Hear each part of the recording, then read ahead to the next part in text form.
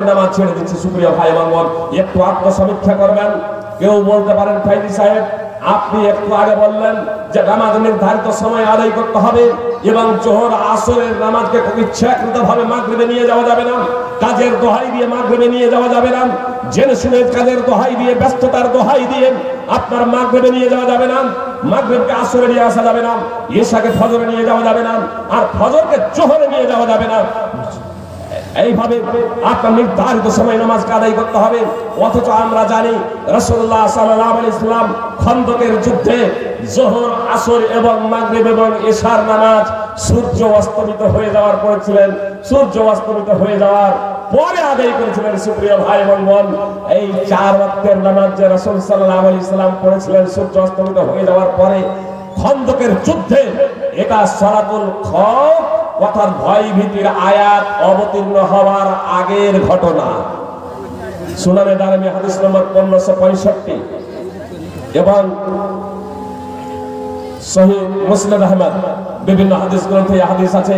আবু সাঈদ খুদরি রাদিয়াল্লাহু তাআলা আনহু বর্ণনাকারী যে রাসূল সাল্লাল্লাহু আলাইহি ওয়াসাল্লাম খন্দকে যে নামাজ আদায় করেছিলেন তা সালাতুল খৌফ অর্থাৎ ভয় ভীতির আয়াত অবতীর্ণের আগের এটা ঘটনা, অর্থাৎ সূরা বাকারা 2 নম্বর সূরা 239 নম্বর আয়াত অবতীর্ণের আগের ঘটনা। এই আয়াত যখন অবতীর্ণ হয়ে গেল তারপরে আর কখনো রাসূল সাল্লাল্লাহু আলাইহি ওয়াসাল্লাম সেইভাবে নামাজ আদায় করেন নাই, বরং যুদ্ধের ময়দানে থেকেও নামাজ আদায়ের নির্দেশ দিলেন আল্লাহ তাআলা যে আপনার যানবাহনে হোক অথবা পায়ে হাঁটতে হাঁটতে হোক আপনাকে নামাজ আদায় করতে হবে। আর মুহাম্মদ সাল্লাল্লাহু আলাইহি ওয়াসাল্লাম তার ব্যাখ্যা বিশ্লেষণ করে দিলেন কিবলামুখী হন আর না হন আপনাকে নামাজ আদায় করতে হবে। তাহলে যেখানে আপনাকে নির্ধারিত সময়ে নামাজ আদায় করা অপরিহার্য করে দেওয়া হয়েছে 5 ওয়াক্তের নামাজ প্রত্যেক সাবালক এবং সাবালিকার জন্য, প্রত্যেক সাবালক এবং সাবালিকার জন্য, সেখানে আমরা সুস্থ সাবালিকা হওয়ার পরেও আমরা বলি আমাদের এখনো তো বেশি বয়স হয় নাই। সুপ্রিয় ভাই এবং বোন, পত্র পত্রিকা আমার থেকে আপনারা বেশি দেখেন এবং অধ্যয়ন করেন, পড়েন। জি, আপনারা পড়েন। কিছুদিন আগে বোম্বাইয়ের একটি গ্রাম রাতারাতি ধসে গিয়েছে মাটির তলে। আপনার কয়েক মাস আগে আপনার ইউরোপের একটা দেশ, একটা গ্রাম রাতারাতি আপনার ধসে গেছে, মাটির নিচে চলে গিয়েছে। প্রথমে বলেছিলেন 30 জন, তারপরে 50 জন, তারপরে বলছেন প্রায় 700, তারপরে বলছেন বেশি, তারপরে বলছেন বাড়ি 200 বেশি মাটির তলে চলে গেছে জ্যান্ত থাকা অবস্থায়। তার আগে আপনারা দেখেছেন তুরস্কের ঘটনা।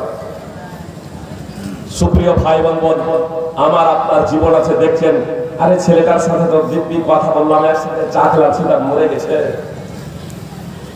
আমার আপনার কখন মৃত্যু হয়ে যাবে, আমার আপনার কখন মৃত্যু হয়ে যাবে আমরা কেউ জানি না। অতএব সবাই থাকতেই, আর সময় আপনার এখনই, আপনি যদি বেনামাজি আছেন এখনই শুনতে শুনতে এই প্যান্ডেলের নিচে বসে থাকা অবস্থাতেই একাগ্র চিত্তে বিশুদ্ধ অন্তঃকরণে তওবা করুন, আল্লাহ আপনি আমাকে ক্ষমা করুন, এর এখন থেকে আমি নামাজ পড়বো ইনশাআল্লাহ, জীবনে কখনো আমি নামাজ ছেড়ে দেবো না। যতক্ষণ পর্যন্ত আপনার জ্ঞান আছে, হুঁশ আছে, বিবেক বুদ্ধি আছে, আপনাকে নামাজ আদায় করতেই হবে। আল্লাহ তাআলা বলেন ফাখালাফা মিন বাদিহিম খালফুন আযাউস সালাতা ওয়াত্তাবাউশ শাহওয়াতি ফাসাউফা ইয়ালকাউনা গায়্যা। আল্লাহ তাআলা বলছেন তাদের পরে, অর্থাৎ সৎ ব্যক্তিদের পরে এমন কতগুলো ব্যক্তির আবির্ভাব হলো যারা সালাতকে বিনষ্ট করলো, নামাজকে বিনষ্ট করলো এবং প্রবৃত্তির অনুসরণ করলো। আল্লাহ বলছেন তারা অচিরেই গাই নামক জাহান্নামের উপত্যকায় প্রবেশ করবে। জাহান্নামের গাই নামক উপত্যকাটা কি জিনিস জানেন? জাহান্নামের মধ্যে এত ভয়ানক স্থান হচ্ছে সেটা যে জাহান্নামের অন্যান্য অংশগুলো গাই নামক অংশ থেকে আশ্রয় প্রার্থনা করে আল্লাহর কাছে। মানুষের কি অবস্থা হতে পারে? যারা জাহান্নামে যাবে ওই স্থানে তাদের কি অবস্থা হতে পারে? জাহান্নামের অন্যান্য অংশগুলো, জাহান্নামের অন্যান্য উপত্যকাগুলো, জাহান্নামের অন্যান্য স্থানগুলো গাই নামক স্থান থেকে আল্লাহ তাআলার কাছে আশ্রয় প্রার্থনা করে। সেই জায়গাতে যাবে কারা? যারা নামাজকে বিনষ্ট করেছে তারা। যারা নামাজকে বিনষ্ট করেছে। নামাজকে বিনষ্ট করার তাৎপর্য কি? নামাজকে বিনষ্ট করার তাৎপর্য হলো নামাজ তো পড়ে, কথা খুব মনোযোগ দিয়ে শুনুন, নামাজ তো পড়ে 5 ওয়াক্তেরই পড়ে, কিন্তু অলসতা উদাসীনতার সহিত পড়ে। নামাজের রুকুন ওয়াজিব যথাযথভাবে আদায় করে না। যে নামাজের রুকুন এবং ওয়াজিব, নামাজের কতগুলো রুকুন আছে, কতগুলো ওয়াজিব আছে, রুকুন ছুটে গেলে নামাজ বাতিল, ওয়াজিব ছুটে গেলে সহসাজদা দিয়ে পূর্ণ হবে। কোনো রাকাতে রুকুন ছুটে গেলে আপনাকে সেই রাকাতটা পুনরায় আদায় করতে হবে, দিয়ে শেষে আবার সহসাজদা দিতে হবে। বুঝতে পেরেছেন? নামাজ শুধু পড়লেই হবে না, আপনাকে নামাজটা জানতে হবে। সুপ্রিয় ভাই এবং বোন, একদা রাসূল সাল্লাল্লাহু আলাইহি ওয়াসাল্লাম মসজিদে ছিলেন। একজন সাহাবী মসজিদে প্রবেশ করলেন, নামাজ পড়তে শুরু করলেন। নবী সাল্লাল্লাহু আলাইহি ওয়াসাল্লাম তাকে নামাজ পড়তে দেখে বললেন, সে নামাজ পড়তে দেখলেন, আর সেই সাহাবী আল্লাহ রাসূল সাল্লাল্লাহু আলাইহি ওয়াসাল্লামের নামাজ শেষে সালাম দিচ্ছেন। এসে নবী সাল্লাল্লাহু আলাইহি ওয়াসাল্লাম সালামের জবাব দিয়ে বললেন, ইরজি ফাসাল্লি ফাইন্নাকা লাম তুসাল্লি, ফিরে যাও, নামাজ পড়ো, নামাজই পড়োনি। সেই ব্যক্তি এবার নামাজ পড়লেন, দ্বিতীয়বার নামাজ পড়লেন। নামাজ শেষে আবার আল্লাহ রাসূল সাল্লাল্লাহু আলাইহি ওয়াসাল্লামকে সালাম দিচ্ছেন।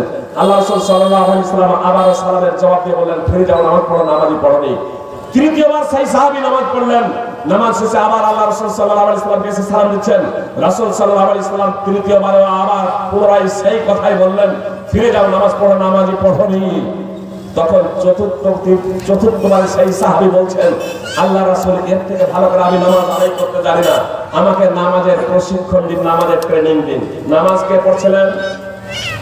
সাহাবী। সাহাবী নবী সাল্লাল্লাহু আলাইহি ওয়াসাল্লাম তার একবার দুইবার নয়, 3-3 নামাজ আদায় করাকে বাতিল আখ্যায়িত করলেন, বাতিল আখ্যায়িত করলেন। তখন সেই সাহাবী বললেন, আল্লাহ রাসূল, আমাকে নামাজের প্রশিক্ষণ দিন। মুহাম্মদ সাল্লাল্লাহু আলাইহি ওয়াসাল্লাম তাকে নামাজের প্রশিক্ষণ দিলেন। সহিহ বুখারী হাদিস নম্বর 757, সহিহ মুসলিম হাদিস নম্বর 397। এই হাদিস আবু দাউদ, তিরমিজি, নাসাঈ, ইবনে মাজাহ বিভিন্ন হাদিস গ্রন্থে আছে। সুপ্রিয় ভাই বোন, আপনি আমি যে নামাজ পড়ছি, এই নামাজ কিভাবে আদায় করছি? আমার নামাজ হচ্ছে তো কোরআন এবং সুন্নাহ অনুযায়ী পড়ছি কি?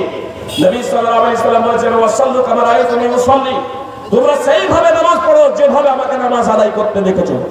সাহাবায়ে কেরাম তারপরে সেইভাবে নামাজ আদায় করলেন যেভাবে রাসূল সাল্লাল্লাহু আলাইহি ওয়াসাল্লাম নামাজ আদায় করেছিলেন। তার কারণ রাসূল সাল্লাল্লাহু আলাইহি ওয়াসাল্লাম নির্দেশ দিচ্ছেন, তোমরা সেইভাবে নামাজ আদায় করো যেভাবে আমাকে নামাজ আদায় করতে দেখেছো। সহিহ বুখারী হাদিস নম্বর 631। সুপ্রিয় ভাই এবং বোন, মুহাম্মদ সাল্লাল্লাহু আলাইহি ওয়াসাল্লাম যেভাবে নামাজ আদায় করেছেন সেইভাবে নামাজ আদায় করতে আমাদেরকে বললেন। মুহাম্মদ সাল্লাল্লাহু আলাইহি ওয়াসাল্লাম যেভাবে নামাজ আদায় করেছেন সেইভাবে সাহাবায়ে কেরাম নামাজ আদায় করেছেন এবং বর্ণনা দিয়েছেন এবং তাবেঈনকে শিক্ষা দিয়েছেন, তারা তার পরবর্তী প্রজন্মকে শিক্ষা দিয়েছেন। এইভাবে হাদিস গ্রন্থে মুহাম্মদ সাল্লাল্লাহু আলাইহি ওয়াসাল্লামের নামাজের তাকবীরে তাহরিমা, আল্লাহু আকবার থেকে নিয়ে সালাম ফিরানো পর্যন্ত জের বর্ণিত হয়েছে। সুপ্রিয় ভাই এবং বোন, হুযায়ফা রাদিয়াল্লাহু তাআলা আনহু একদা এক ব্যক্তিকে দেখলেন নামাজ আদায় করছে। নামাজ শেষ হলে তাকে জিজ্ঞেস করলেন, তুমি কতদিন থেকে এইভাবে নামাজ পড়ছো? সে বলল, 40 বছর থেকে। হুযায়ফা রাদিয়াল্লাহু তাআলা আনহু বললেন, মা সাল্লাইতা মিন 40 সানা, 40 বছর থেকে তুমি এক ওয়াক্তের নামাজ আদায় করনি। আমাদের যদি কোনো মুরব্বিকে বলে, চাচা বা আব্বা, আপনার নামাজটা এইভাবে নয়, এইভাবে আদায় করতে হবে। বাপ দাদার কাল থেকে নামাজ পড়ে আসছি, বাপ দাদার রীতি অনুযায়ী নামাজ না, নামাজ হবে মুহাম্মদ সাল্লাল্লাহু আলাইহি ওয়াসাল্লামের পদ্ধতি অনুযায়ী। সুপ্রিয় ভাই এবং বোন, আলেমকে কি জিজ্ঞেস করেছেন, আপনি কি কোরআন এবং হাদিস পড়েছেন? সুপ্রিয় ভাই এবং বোন, কথা ভালোভাবে শুনুন। আজকে সুপ্রিয় ভাই এবং বোন, আজকে আপনি আপনার ইবাদতটাকে শুদ্ধ করে নিন, পবিত্র করেন এবং সুন্নাহর আলোকে। মুখতার রাহিমির বই লেখা আছে, আপনাদের মানলারি মুখতার, ফজিলাতুল শেখ মুখতার রাহিমির নামাজ প্রসঙ্গে অধ্যয়ন করুন। আপনার শতাধিক বইয়ের লেখক ফজিলাতুল শেখ আব্দুল হামিদ আল মাদানী হাফিজুল্লাহ, তারও বই লেখা আছে এই প্রসঙ্গে। ডক্টর আসাদুল্লাহ গালিবের এই প্রসঙ্গে লেখা আছে। আব্দুল হামিদ মাদানীর সালাতুল মুবাশশির এবং ডক্টর আসাদুল্লাহ গালিবের সালাতুল রাসূল বাংলা ভাষাতেও প্রচুর বইপত্র বের হয়ে গেছে। সেই সমস্ত বইপত্র অধ্যয়ন করুন। শুধু বইপত্র অধ্যয়ন করবেন তাই নয়, বরং মসজিদের ইমামকে নিজে থেকে বলুন।